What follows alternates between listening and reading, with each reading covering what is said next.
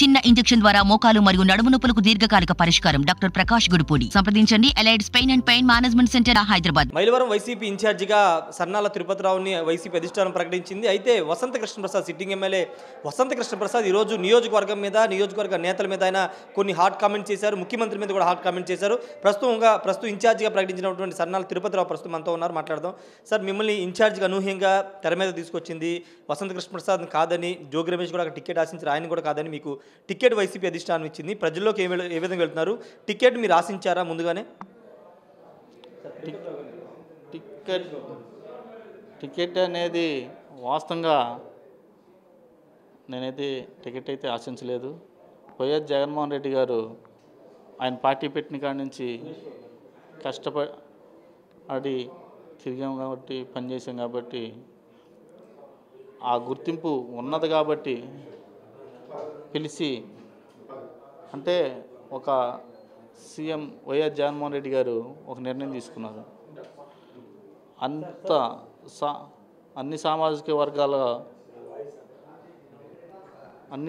వర్గాల్లో ఇస్తున్నప్పుడు ఇక్కడ యాదవ్ సామాజిక వర్గానికి ఇంకా ఇక్కడ ఇవ్వలేదు, మనం ఎక్కడ ఇవ్వాలి, మైలవరం ఇవ్వాలని కూడా ఆయన నిర్ణయించుకున్నప్పుడు, ఆ రోజున ఇక్కడ ఉన్న ఈ నియోజకవర్గంలో ఉన్న యాదవులు కానీ, పక్కన ఉన్న యాదవ్ సామాజిక వర్గాలను కూడా అందరిని కూడా ఆయన సర్వే చేసుకోవడం జరిగింది.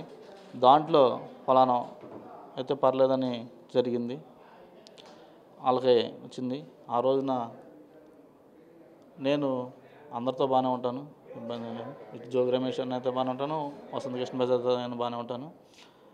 ఆ రోజున పిలిచి, ఏమ్మ ఇట్లా సంగతి నిన్ను ఇట్లా ప్రకటిస్తున్నామంటే నేను కొంచెం స్టన్ అయిపోయాను. ఆశ్చర్యంగా ఉంది వాస్తవంగా. ఆ స్థాయికి కూడా నాది కాదు వాస్తవంగా చెప్పాల్సి వస్తే. ఆ స్థాయిలోకి కూడా నేను ఎప్పుడూ కూడా, ఆ స్థాయికి కూడా నేను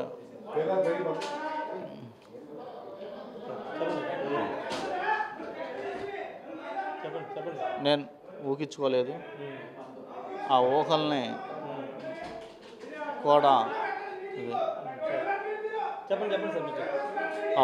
కూడా నేను అనుకోలేదు.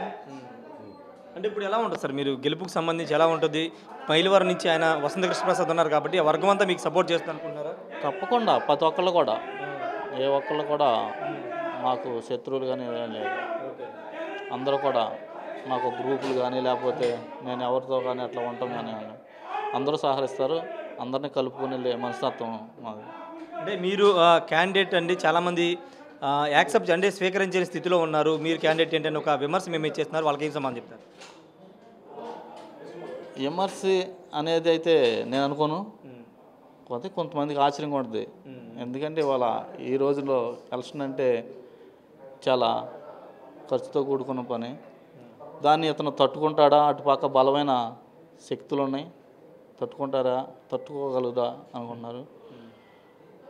వైఎస్ జగన్మోహన్ రెడ్డి గారు ఏ ఆశీస్సులతో, ఏ ఆశతో ఆయన అనుకున్న నిర్ణయంతో ఎలా వెళ్తున్నారో అదే రకంగా ప్రజల్లోకి వెళ్ళి ప్రతి ఒక్కరికి కూడా నేను కోరుకుంటాను. ఆయన ఆశయాన్ని నెరవేర్చమని నేను తీసుకుంటాను. నియోజకవర్గ పరిశీలకులు పరమట సురేష్ బాబు ఆయనతో కూడా మాట్లాడదాం.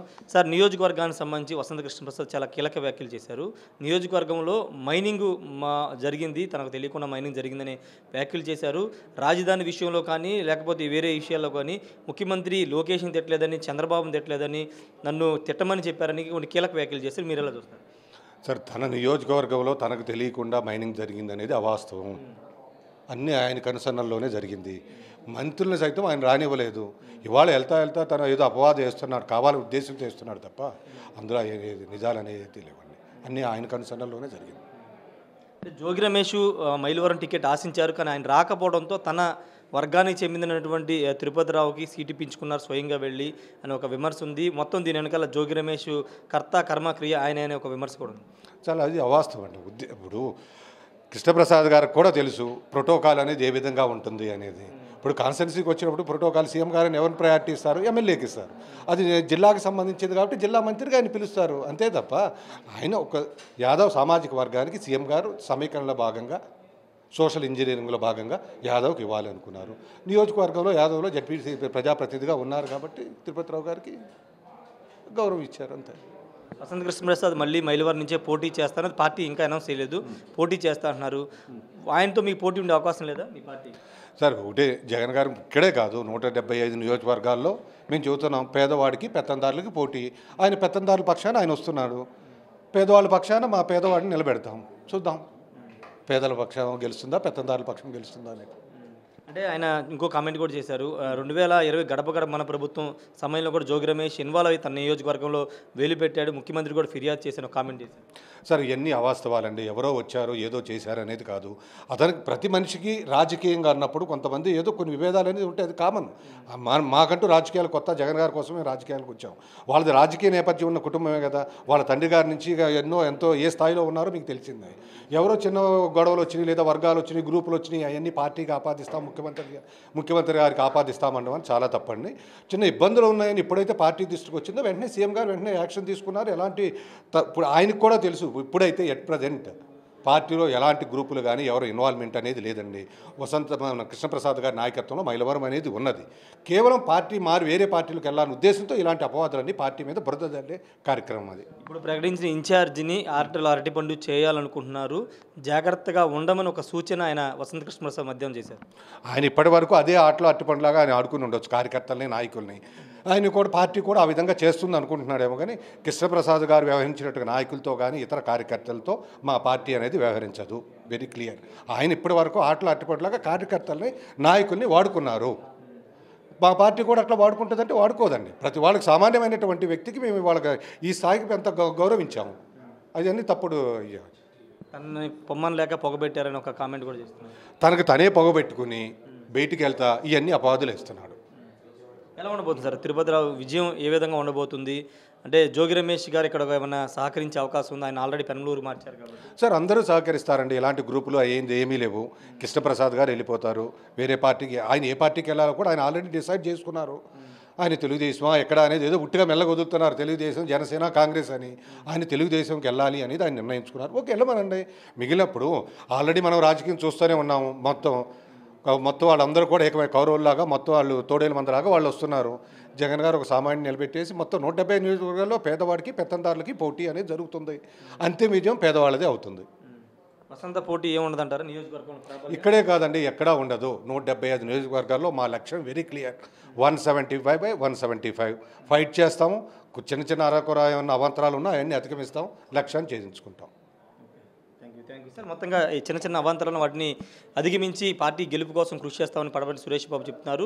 ఇన్ఛార్జి తిరుపతిరావు కూడా అదే చెప్తున్నారు. ఖచ్చితంగా ప్రజలందరి వద్దకు వెళ్తాను, తనకి లోకల్ అనే ఒక ఇది ఉంది కాబట్టి ఖచ్చితంగా ప్రజలందరి దగ్గరికి వెళ్ళి ఎమ్మెల్యే అభ్యర్థిగా ఓటు అడుగుతానని చెప్తున్నారు. ఏదేమైనప్పుడు మైలవరం పాలిటిక్స్ కొంత హాట్గా మారాయి.